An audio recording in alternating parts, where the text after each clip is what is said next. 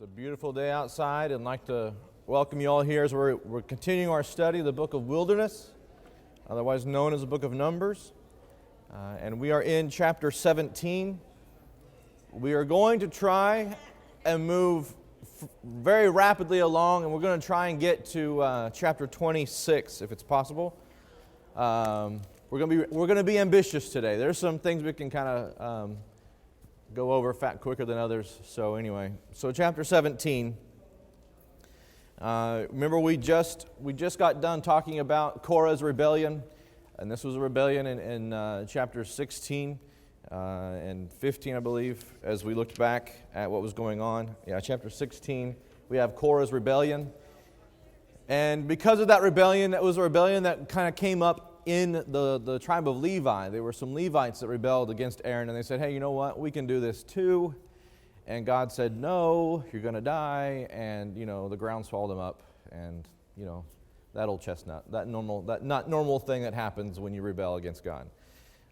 So in chapter 17, we have a situation where God is going to confirm again Aaron as in his family as the ones that are going to be the priests in the tribe of Levi. And so a test is provided by God, and he says, because they're grumbling again. And so chapter 17, then the Lord said to Moses, saying in verse 1, speak to the sons of Israel and get from them a rod from each father's household, 12 rods from all their leaders, according to their father's households. You shall write each name on his rod, and write Aaron's name on the rod of Levi. For there is one rod for the head of each of their father's households. And you shall then deposit them in the tent of the meeting in front of the testimony, where I meet you, which is where? In front of the tent. That's where God comes to meet Moses. And they're going to put chapter 17, we started in verse 1. In 17?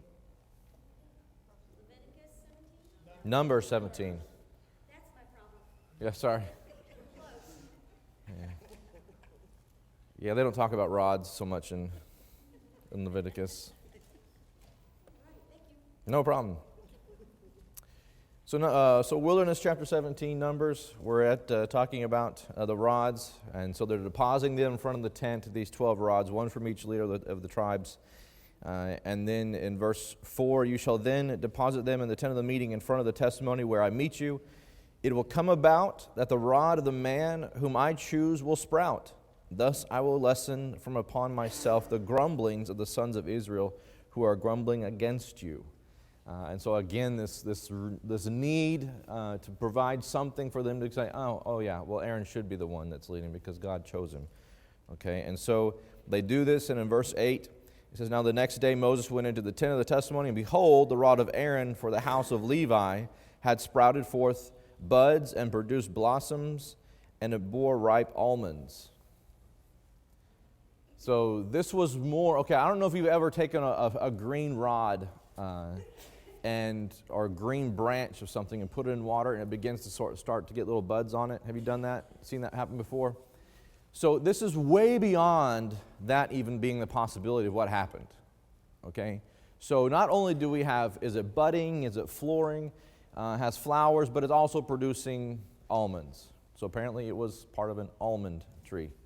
And so here we are, God goes way beyond what's needed to make sure he confirms that they're without a doubt that Aaron and his tribe, they're the ones that are going to be leading religiously. In verse 10, he says, the Lord said to Moses, put back the rod of Aaron before the testimony to be kept as a sign against the rebels, that you may put an end to their grumbling against me, so that they will not die. And so they need to stop this grumbling that they're doing. And thus Moses did just as the Lord had said. Now 12, this last verse, 12 and 13 of chapter 17, is rather ironic. He says, then the sons of Israel spoke to Moses, saying, behold, we perish, we are dying, we are all dying. Everyone who comes near to the tabernacle of the Lord must die. Are we to perish completely? So they're crying out, we're dying, we're dying. Why would they be dying? They were disobedient. What happened earlier when they were supposed to go into the land and take it? And then he tells them because they didn't go in the land and take it, he said, your corpses will die or will be buried in the wilderness. Did he not say that? He said that. And that was in chapter 14, verse 29. He told them they were going to die in the desert. And so now they're dying in the desert. And they're like, hey, we're dying. Yes, that's what God said was going to happen. Okay, so they're starting to kind of be aware of what's going on. Chapter 18 is an interesting chapter. In that it speaks specifically about the need or why of the tithing. And so Numbers chapter 18, we have chapters 1 through 7. We have the duties of the Levites, again going over kind of what their obligations are. And then beginning in verse 8 through the end of this chapter, we have the tithing or why of the tithing.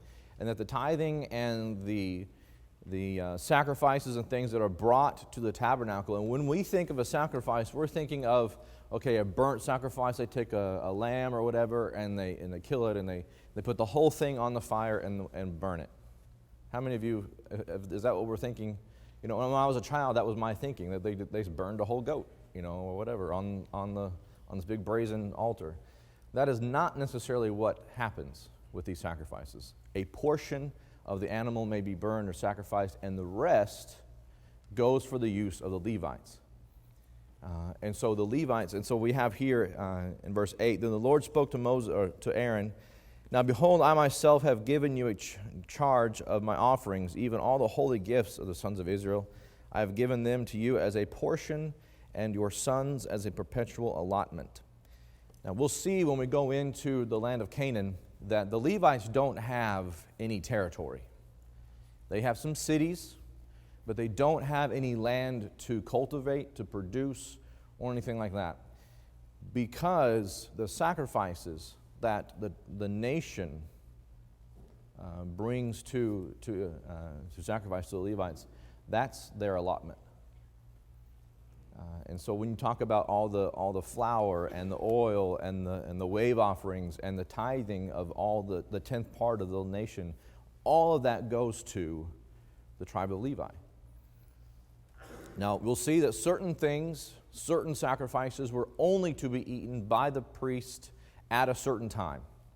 But there were other sacrifices that could be eaten, and he specifically says anywhere, anytime, these things can be eaten. And so there are some rules about that. So chapter 18, 8 through 32 goes through that about what this is. And you'll see over and over again in this chapter that this is a perpetual allotment for the Levites. Look over in verse 19.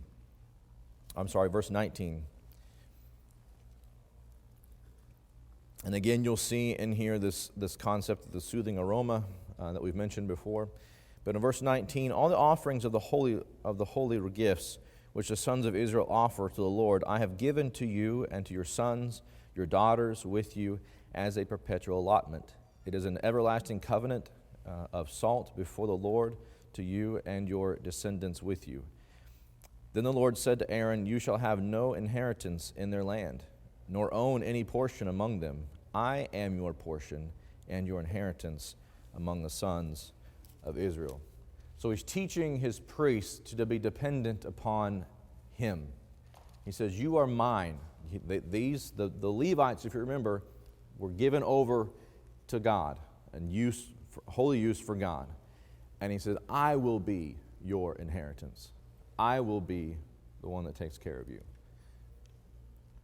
Do we see that close connection? They're the ones that interact with God. They're the ones that are taken care of by God, because God commands the rest of the nation to give in order to prepare or to take care of them. And so there really is this idea of concept of dependence on God.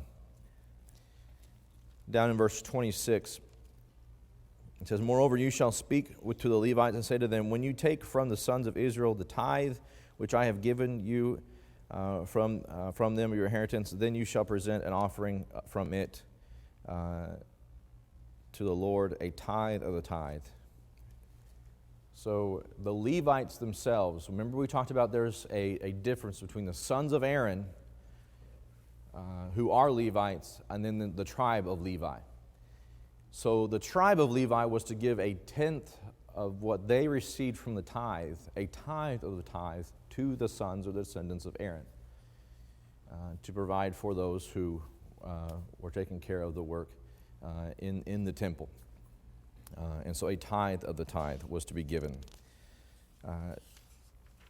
Do we hear about the tithe today?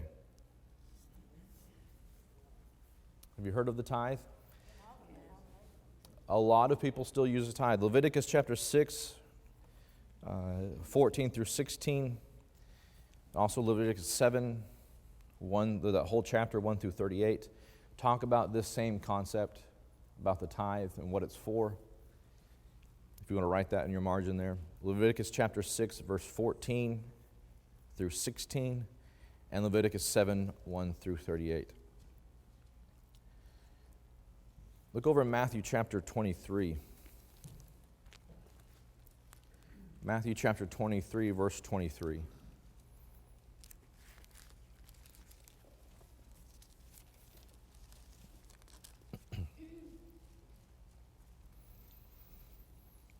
Jesus says, "Woe to you, scribes and Pharisees, hypocrites, for you tithe mint and dill and cumin and have neglected the weightier provisions of the law, justice and mercy and faithfulness. But these are the things you should have done without neglecting the others." All right, so Christ here is saying you need to tithe. Matthew 23:23, Christ is saying here, you need to tithe. You've left out, you focus on the tithing and down to, the very, very herbs in your garden, but you forget the more weightier matters of the law. So I ask you, do we tithe or should we be tithing today? No. Why? I'm hearing no. I'm seeing some head shaking yes. Are we supposed to be tithing today? No. According to how we prosper. Yeah. What law was Christ under when he says these things you should have not done? The old law. Was Christ a Christian? No. He was not. Is it important for us to know the different dispensations in the Bible to be able to understand correctly what we're reading? So when somebody says, well, the New Testament teaches that we're supposed to tithe, and you can say, well, Jesus taught that those under the old law were supposed to tithe, yes. But we as Christians are no longer bound. We're supposed to give as we have prospered, give without obligation but joyfully. It's supposed to be the happiest part of our worship. But that is the commandment we're given. The tithe was to take care of the Levites. There are no longer Levites. Whenever the temple was destroyed, utterly destroyed, records were destroyed, they no longer know who was from what tribe, okay? So there are no longer Levites to give a tithe to. There's no longer temple worship. It was utterly destroyed. So we can see clearly that tithing was for a specific purpose in the Old Testament. It was not designed as something to be brought over into the New Covenant. And so that is something that a distinction, when you talk with your friends, and that's something when we were talking with people, I've studied with people, and the tithe is something that's hit hard in a lot of religious organizations. A tithe, they'll take your number, they want to know how much you make, and they will literally say, hey, you're not giving your tithe. They will come to you and say, you're not giving your tithe. That is not according to the New Testament, but they will say, well, Jesus said.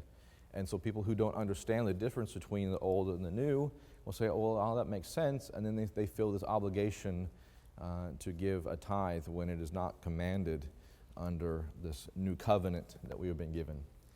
And so it's very clear, it's very important for us to understand, again, the Old Testament and where these things come into play, and so that we can whittle out things that are blended. There's a lot of things that are done today under the guise of Christianity that people are still holding on to Old Testament principles, trying to bring them into the New Testament, but they try to bring in the ones that are convenient, right? You don't see a whole lot of people sacrificing on Sundays, goats and things of that nature, because that's not convenient. Yes, sir. I've noticed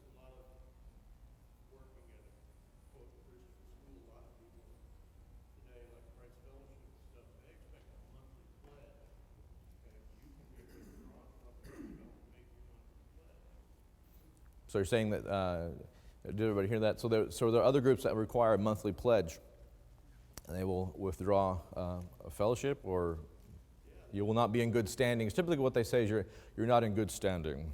They don't do, yes, he's a member here, but he's not in good standing. His tithe is not up to.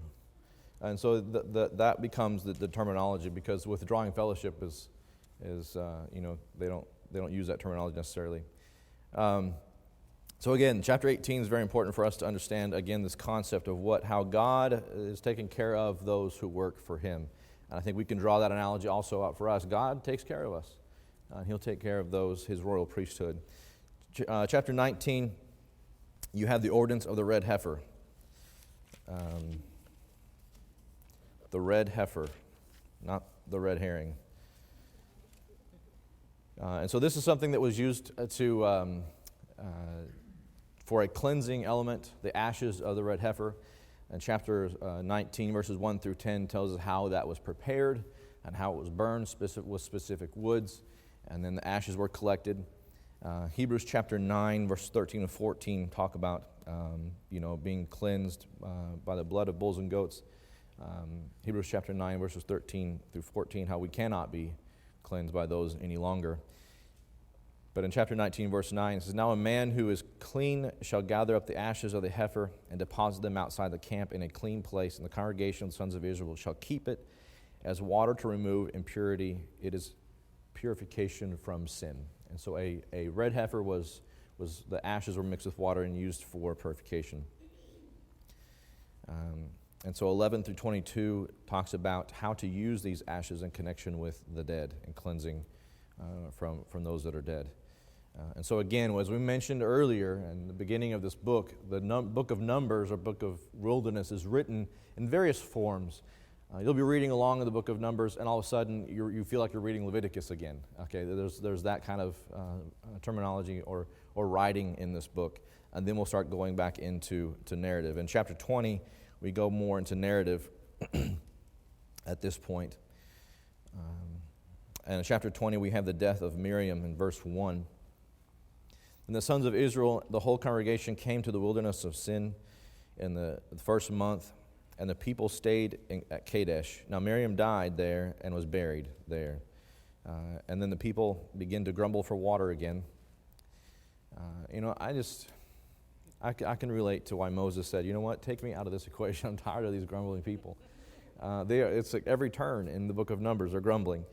So in verse 2, "Now there was no water for the congregation, and they assembled themselves against Moses and Aaron. The people thus contended with Moses and spoke, saying, 'If only we had perished when our brothers perished before the Lord.'"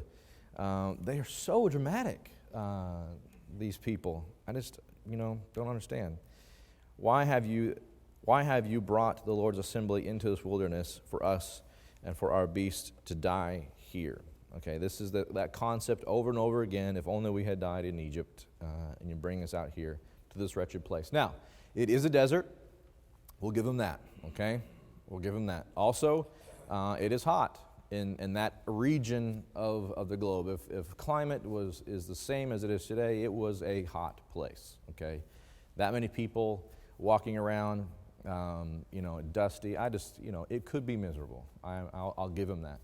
And if you've been miserable for extended periods of time, your patience level goes down to like nothing, right? Okay, and now you don't have any water. Oh, great. Now we don't have water anymore. Okay, so I'll give them that. It is not necessarily a cakewalk, but it is something that they should be relying on God as far as Him taking care of them.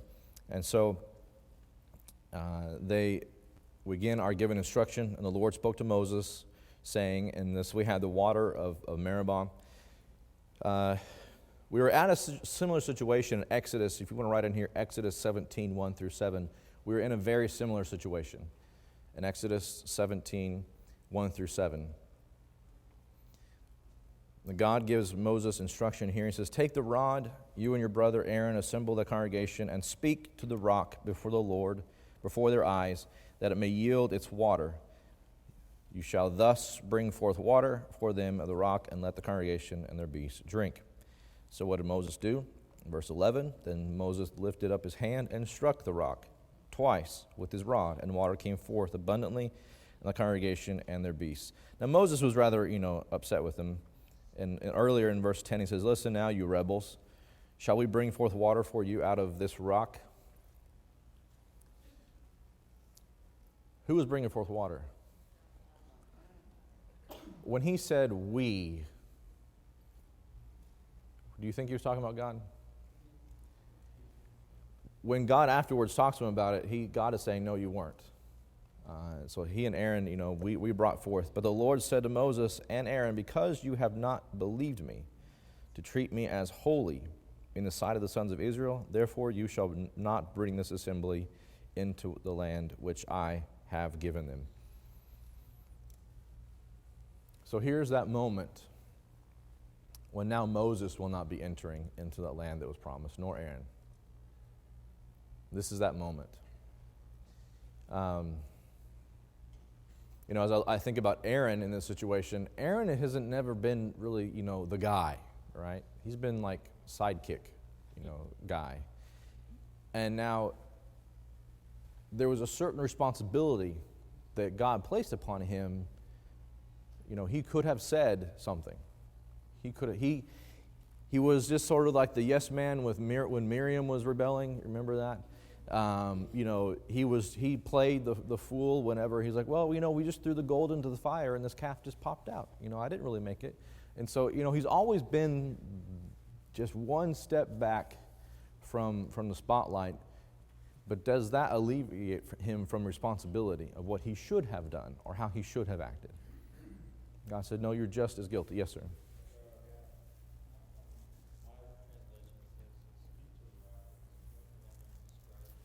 Yep. Yeah. Well, they were supposed, and that's what Exodus talks about. 17, they struck the rock in Exodus, and so it was a very similar situation. But God, again, like you're saying, God specifically commanded them to speak to the rock, and then He struck it, like you're saying exactly, and said, we are going to bring forth water for you. And so this idea that they did not treat God as holy because they did not obey Him like they were supposed to. And again, over and over again in the book of Numbers, we can see some similar attributes in our lives. Do we treat God as holy and obey Him as He should be obeyed? Are we striking the rock when we should be talking to it in our lives, in the way we act? And do we profane, as we are a royal priesthood, do we profane the words that He's given to us by not obeying them the way He's told us to obey them? Right. It was close, but not close enough. Yes, sir. I just find it ironic that people can live such a good Christian life like Moses was, and one incident where he just lashes out or lets the world, get to him. Mm-hmm. One little incident, he could lose it all. Yep. Yeah, it does seem like you're saying one incident here with Moses, and again that. There's that concept of dispensation. We're not under that law. It was a different, God, there wasn't that what we have now with the sacrifice of Christ that continually washes us. But yeah, it is different, and we need to make sure that we're not. Mm-hmm. No. Yeah, exactly, and that's where our perspective, where we see something that may appear silly to us or appear like, it's not that big a deal, but when God has said it, it's a big deal. Yeah. I think it just shows Moses' frustration with the people, and they weren't looking towards God, they were looking towards Moses. Mm-hmm. Yeah. They expected Moses to do everything, instead of asking God, they asked Moses. You're right. This could highlight, his frustration with the situation and with the people. When you're frustrated, it's easier to hit things than it is to talk to things, right? Yes. Jerry, you had something? Yeah, I think it's a good lesson for us to pay attention to what the Lord says. Yeah. It could easily be, he just wasn't paying attention when he said speak. Yes. And we pay attention to what the Lord says and then do what he says. Yes. Yeah, it is very important to pay attention to what is being said. And how it's being said. Trina? Or, I'm sorry, who, John? I heard somebody the other day talk about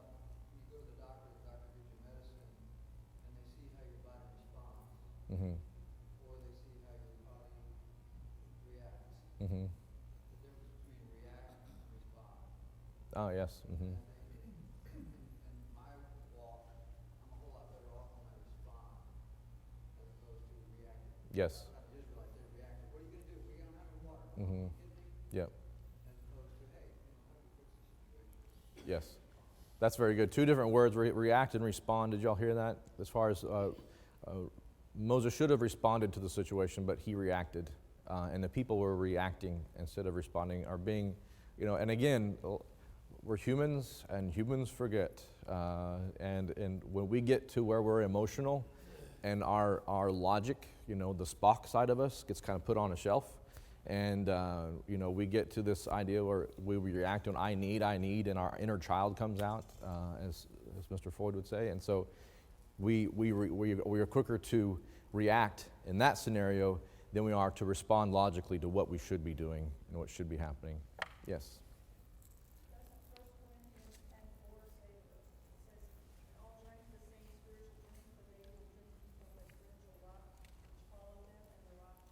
Yes, you are an excellent student. We were getting there. But you're exactly right. Yes, so Christ was that rock. And again, this was the analogy that Paul brings out between the physical and what was before and the spiritual rock that is Christ is excellent here. They would not have lived without that water. And then you can tie in John chapter 4 with the woman at the well. I'll give you living water, if you want to tie that in there. So 1 Corinthians chapter 10, verse 4, and then John chapter 4, living water. Two excellent, as we bring this into the New Testament, and how, again, there's a lot of overlap between the Old Testament and the New Testament. I saw a hand over.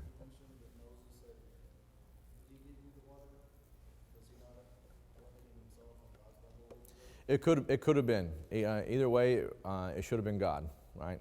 The correct answer here is God, not we, right? And so, whatever way it was, him elevating himself or leaving God out, Yes, exactly. It would make it different. So it's God did not take that lightly in that situation. And so here we have the incidents where they were the waters of Meribah, where they were left out. And Psalm chapter 95, verses 8 through 11, talk about because the sons of the Lord that contended with him. Psalm chapter 95, verses 8 through 11, if you want to write that out. We don't have time to go and read all of this.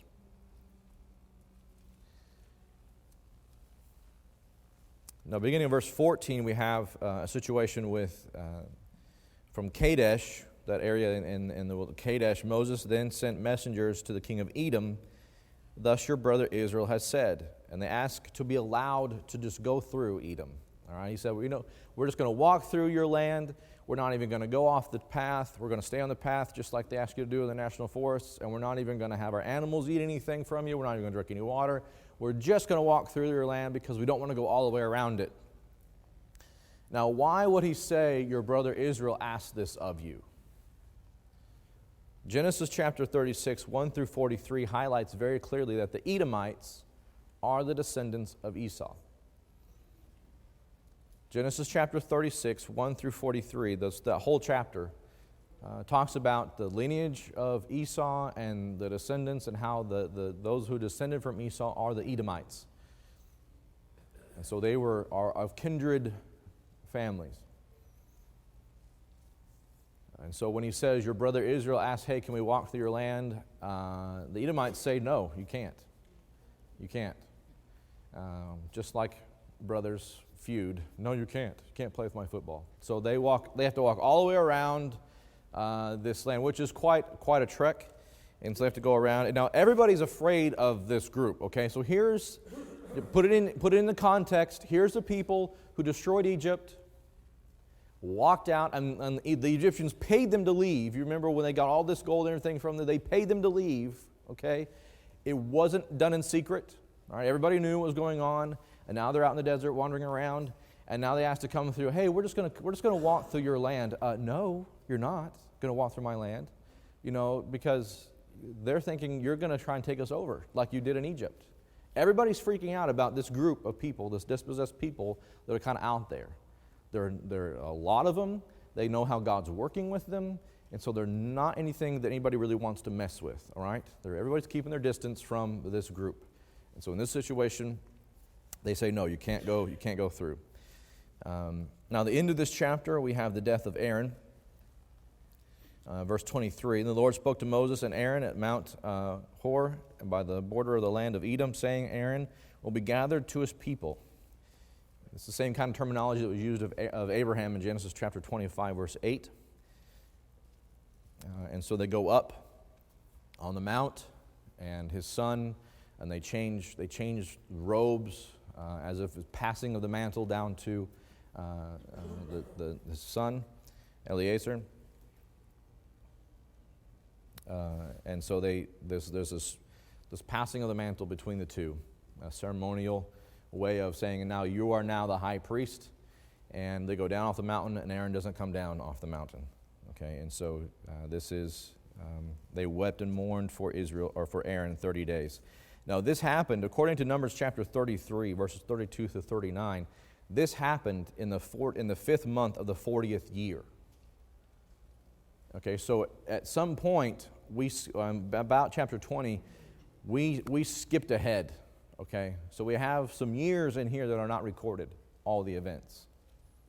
Now when we get to Numbers chapter 33, it tells them there's a list of where they camped and those kind of things. But here, we're fast forwarding, and now we're on the backside of that 40 years, that 40-year period.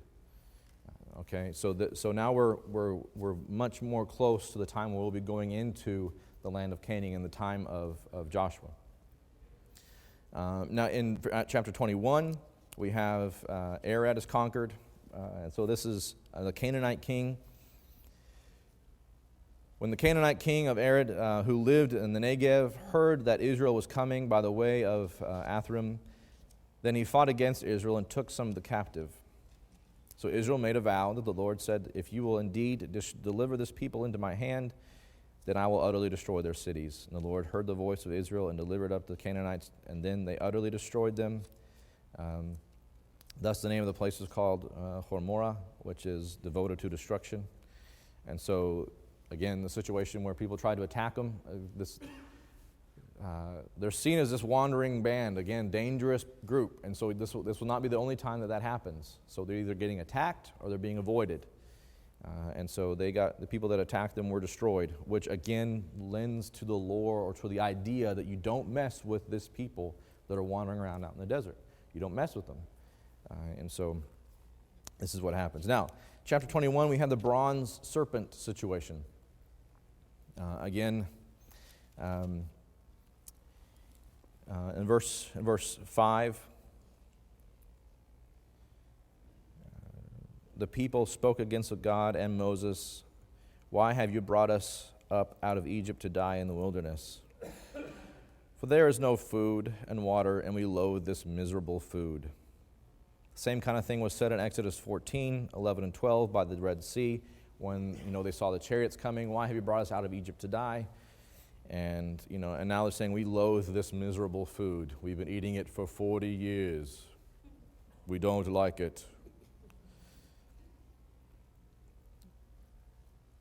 Then the Lord sent fiery serpents among the people, and they bit the people, so that many people of Israel died.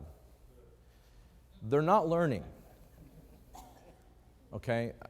Again, we're on the backside, so most of the people have died, and we're actually going to get an advertisement here, but when all the official older tribe had died.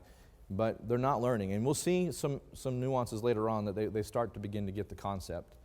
But here they didn't get the concept until they're getting bit, and I just imagine the fiery serpents. Either they are serpents who are actually on fire, or they are called fiery serpents because when they bite you, it hurts like fire. Okay, so there's some differential what this actually is happening.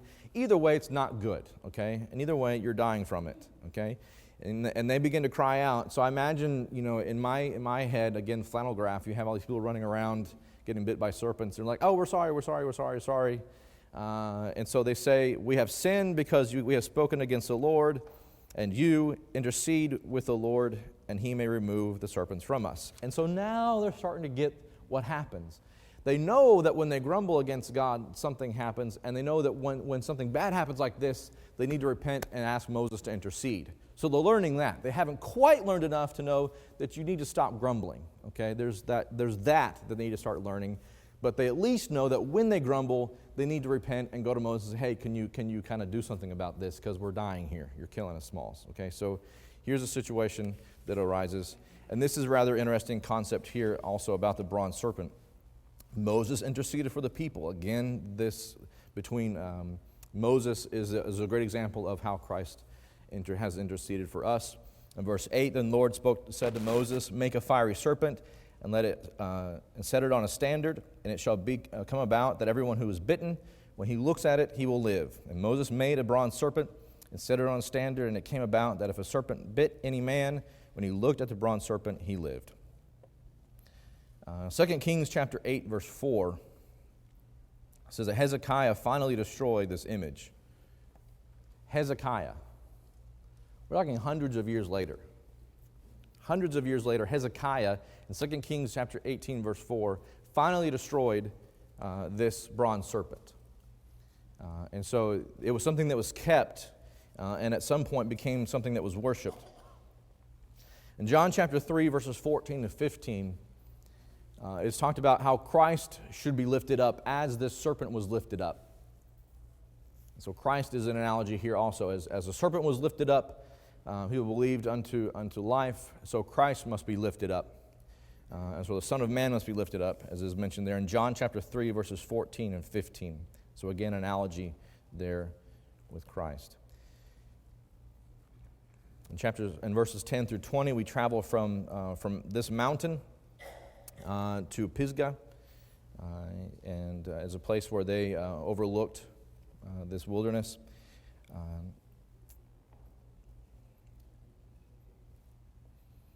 And from there, in Deuteronomy chapter 2, verses 13 and 14, it says, from there they set out and camped in Wadi Zered.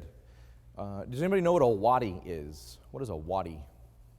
It's not a geological formation that we talk about a lot over here, and nor does it have anything to do with Star Wars. But a wadi is a washed out area or an old riverbed or something like that. And they were camping in or near this riverbed. Now, they're dangerous places in that time because storms could come up, and a lot of time a wadi is something that's very hard and doesn't soak up any moisture or any rain, and so they become places of torrential water. And so they're camped near this wadi. And Deuteronomy chapter 2, verse 13 through 14 says, but by the time they reached this place, all the previous generation that said that was going to die in the wilderness had died. All those that had been counted, the census, all those had died by the time they reached this point in the book of Numbers. So again, we're on the back side of this 40 years, and all those have died. And we have 5 minutes. Okay. We're not going to make it, people. Okay, so in verse 14, they mention the book. Therefore, it is said in the book of the wars of the Lord. The book of the wars of the Lord. We don't have that book. If you look in your table, your index, in your Bible, you do not have the book of the wars of the Lord. There are other books that we do not have also. The book of Jashar, as mentioned later on in 2 Samuel. But in Joshua chapter 10, verse 13, this book is mentioned. And it is assumed that maybe this book is something that was kept for Joshua, for his records, as he would be the captain of the people who would be overtaking or conquering. And again in verse 16, for they came into Bered as well, where the Lord said to Moses, assemble the people that I may give them water. And in here they begin to sing and praise God for giving him water. They're learning. That's the proper response. That's the way it should be done. Okay, so here you can write down the fact that they're learning. And again, this is a new generation. All the older people, all the ones that have been counted before are now gone. And this is a new generation. And the rest of this chapter, we're given 2 victories of over kings. And one king, King Og, and Og, the king of Bashan, in verse 33. Deuteronomy chapter 3, verse 11 said he had an iron bed that was 13 feet long and 6 feet wide. Either he just liked really big beds or he was a large man. And the text tends to lead us to the fact that he was probably a large individual. That was in Deuteronomy chapter 3, verse 11. In chapter 22, we have Balak sends for Balaam. The famous story of Balaam. And what is Balaam famous for? Do you remember, anybody? Or rather, what is his... Balaam is famous for more for his donkey, right? I think people remember more about what his donkey said than what he said.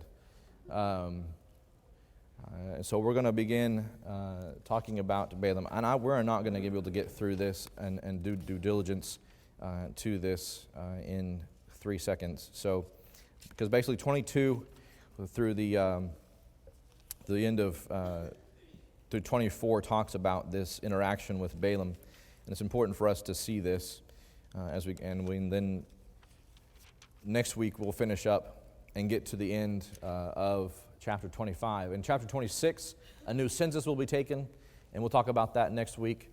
So we're going to have to go ahead and hang our hat here in chapter 22.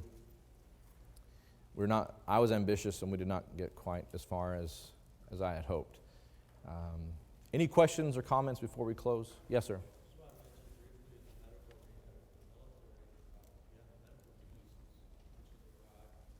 Yes. Yes. Yes. And was that just military? Okay. So did y'all hear that? So in the army they have a serpent with a rod as like their medical symbol. And so that's actually been a symbol that's been used as for healing. That's rather interesting. Any other comments or anything before we close? All right. Thank you very much for your time this morning.